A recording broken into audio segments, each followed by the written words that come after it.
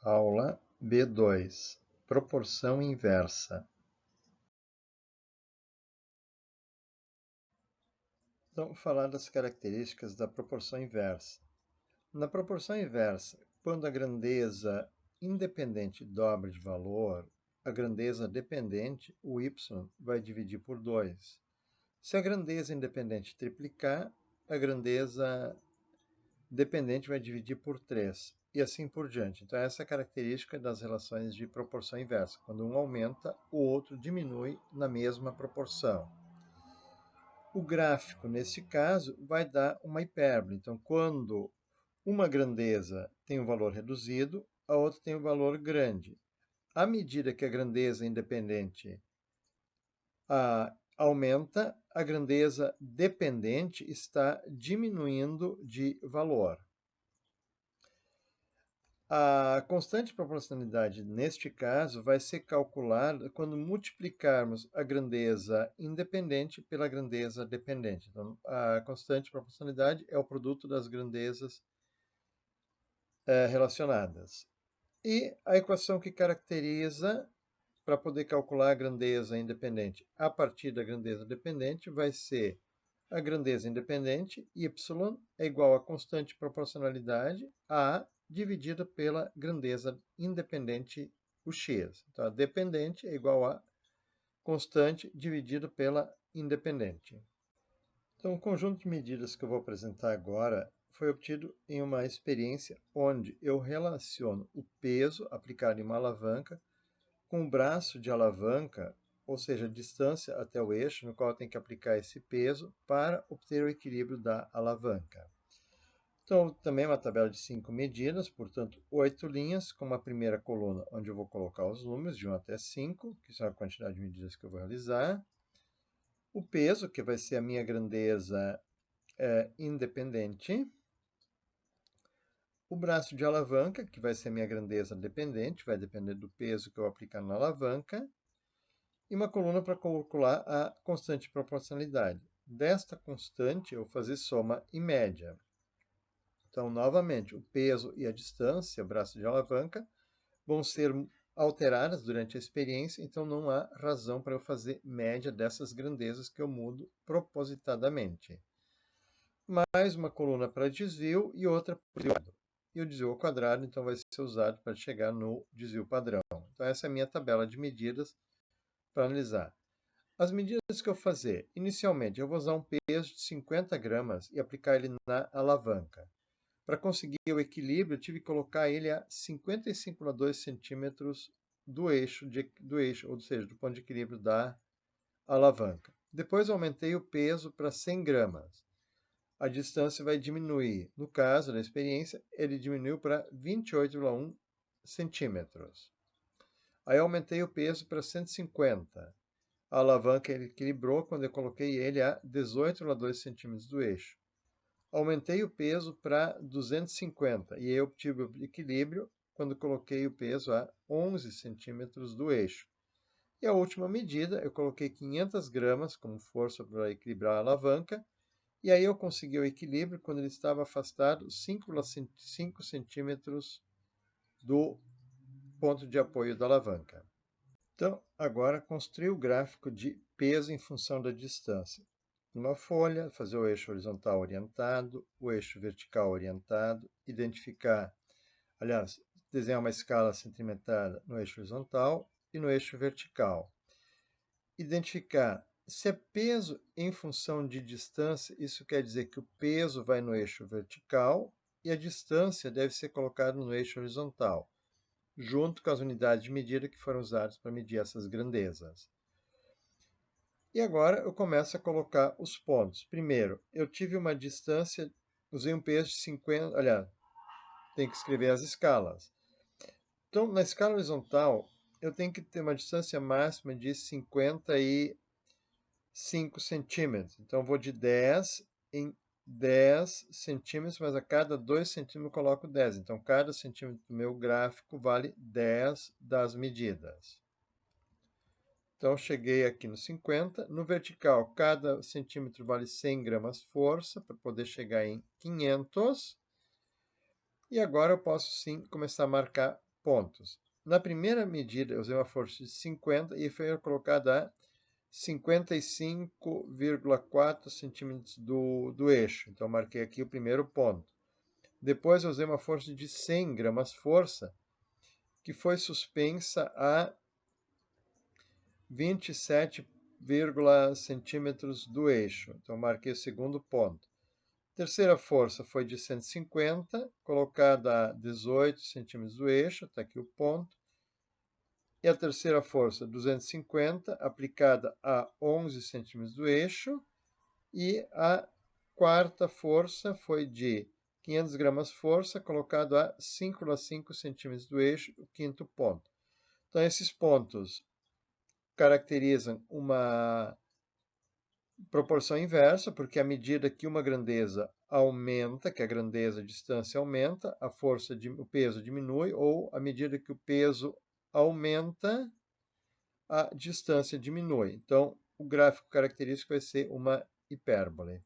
O que esse gráfico me diz? Primeira situação, como eu já comentei, ele resultou em uma hipérbole. Eu fiz os pontos, seguindo aquelas regrinhas de marcar pontos no plano cartesiano, e eu encontrei um gráfico que é uma hipérbole. Isto significa que a relação matemática entre o peso e o braço de alavanca é uma proporção inversa. Então, eu tenho duas grandezas que se relacionam inversamente. Quando uma aumenta, a outra diminui. Então, para calcular a constante de proporcionalidade, eu vou ter que usar a equação de que a constante de proporcionalidade vai ser a grandeza independente vezes a grandeza dependente. No meu caso, a grandeza independente foi colocada como sendo a distância, a dependente como sendo a força, então a minha equação vai dar peso vezes distância. Agora, para calcular a constante, eu vou tomar a tabela que eu fiz antes de começar o gráfico. Então, nós vimos que para calcular a constante, eu tenho que multiplicar a grandeza peso pela distância. Então, 50 vezes 55,2 igual 2.760. Depois, 100 vezes 28,1 vai dar 2.810. 150 vezes 18,2, 2.730.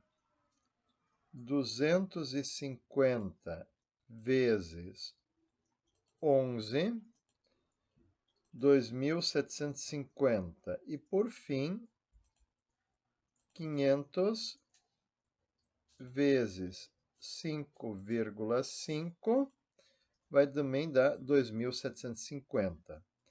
Somando tudo, 2.750 mais 2.750 mais 2.730 mais 2.810 mais 2.760, eu tenho 13.800 como soma. E vou dividir por 5, porque eu consegui calcular 5 constantes. Então, a constante vai ser 2.760. Então, agora, eu tenho 5 medidas de constante e eu vou assumir a média para ir concluir o trabalho, fazer a outra parte do cálculo. E os cálculos de desvio quadrado para chegar no desvio padrão, eu vou deixar como vocês para treinar estes cálculos que vocês aprenderam na unidade A. Então, agora encontrar a equação de relação entre o peso e o braço de alavanca. Eu vou partir da equação característica da proporção inversa, que a grandeza dependente é igual a constante dividida pela grandeza independente. Então, eu vou substituir o x e y pelas grandezas que elas representam, isso é, pelo peso e pela força, pela distância, e eu vou ter que a distância vai ser igual a constante dividida pelo peso. Como eu já calculei a constante, eu tenho a média da tabela, uso média da tabela, e eu vou ter que a distância vai ser 2.760 dividido pelo peso. E essa é a equação que relaciona o braço de alavanca com o peso. que pode ser usado para calcular a distância que eu tenho que usar quando eu conheço o peso, ou calcular o peso se eu quiser aplicar em uma determinada distância. Então, do exercício de aplicação para a equação que nós encontramos. Primeiro, que peso equilibra a alavanca se aplicado a 30 centímetros do eixo, que é o braço de alavanca? Então, essa distância, 30 centímetros, é o braço de alavanca. Então, substituindo na fórmula, a distância vai ser 2.760 dividido pelo peso. A distância é 30, como eu tenho a distância e quero calcular o peso, eu coloquei o peso em evidência. Então, o peso passa multiplicando pela distância, e a distância passa dividindo o 276. Agora eu posso substituir os dados.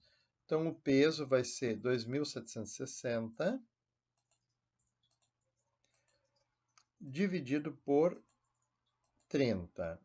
Então, essa distância vai ser o peso vai ser de 92 gramas força se for aplicado a 30 centímetros do eixo. Pergunta B. Qual a distância deve ser usada para equilibrar a alavanca com um peso de 360 gramas força? Então, agora é mais direta, a distância vai ser 2.760 dividido pelo peso, o peso é 360, então 2.760 divide por 360, e eu tenho uma distância de 7,66, dízima periódica de 6 centímetros. E agora fazer uma revisão de álgebra, comentar algumas coisas que a princípio vocês aprenderam no ensino fundamental, mas que talvez também não tenha acontecido porque sabemos que as situações foram atípicas e as escolas de vocês são diferentes. Então, em álgebra, primeira questão, conhecer a equação de primeiro grau. A equação de primeiro grau é a equação característica da variação linear. Então, nós já usamos ela na aula passada para resolver alguns exercícios e você tem que saber trabalhar com ela. Então, duas situações específicas dessa equação, exercício que envolve esse tipo de equação, é esse tipo aqui, ó. Dada a função horária x igual a 3,5t mais 14, com x dado em metros e t dado em segundos, determine, primeira pergunta, x quando o tempo igual a 6 segundos. Então, você vai ter que tentar descobrir o que tem que fazer para essa resposta dar 35. Se você conseguir resolver, você já tem a base necessária para fazer a equação de primeiro grau, que é aquilo que eu espero que você saiba fazer. E a segunda pergunta, t quando x igual a 42 metros. Essa resposta é para dar 8 segundos. Se você conseguir descobrir como é que se chega nesses 8 segundos, então está tranquilo, você sabe o que eu espero que você saiba de equação de primeiro grau. Se você não conseguir essas duas respostas para esse exercício, me procure na aula de reforço para tentar esclarecer, ver o que a gente pode tentar ajudar.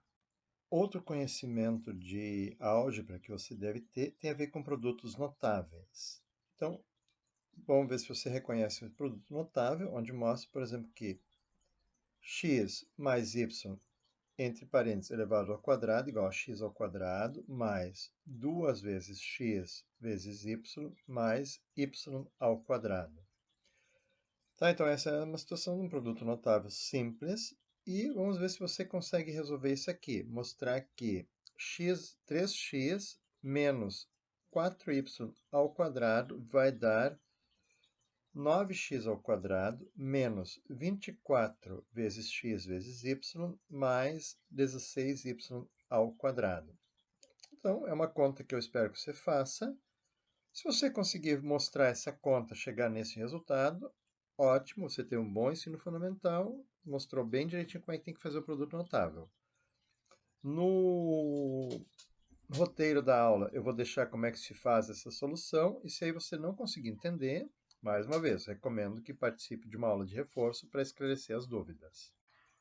E o último conteúdo de álgebra que eu espero que você tenha aprendido é equação de segundo grau. As equações de segundo grau são equações do tipo y é igual a ax ao quadrado mais bx mais c. Esse tipo de equação é resolvido usando a equação de Bhaskara. Tá? Para quem não lembra, então a equação de Bhaskara diz que o x é igual a menos b mais ou menos raiz de b ao quadrado, menos 4 vezes a vezes c, dividido por 2a. Então, para as equações de segundo grau têm duas respostas, duas raízes, que nós vamos mostrar um exercício para você saber calcular. Agora, mais um exercício de aplicação da equação de Bhaskara. Encontre as raízes da equação y igual a 2x ao quadrado mais 16x mais 30. As respostas vão ser, a primeira raiz vai ser menos 3 e a segunda raiz vai ser menos 5. Se você for incapaz de encontrar essas raízes, esteja satisfeito, você aprendeu o suficiente sobre equação de Bhaskara para começar o ensino médio. Se não, novamente recomendo, apareça na aula de reforço.